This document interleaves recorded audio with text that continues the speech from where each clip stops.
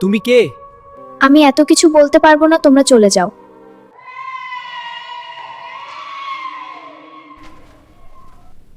রাহাত, এটা কে লিখলো?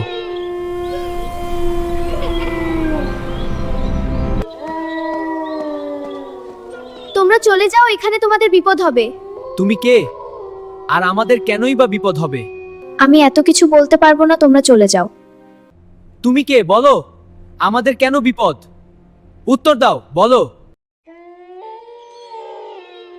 বন্ধু, মেয়েটা তো গায়েব হয়ে গেল। তাহলে চলো আমরা আমাদের লাইব্রেরি রুমে যাই।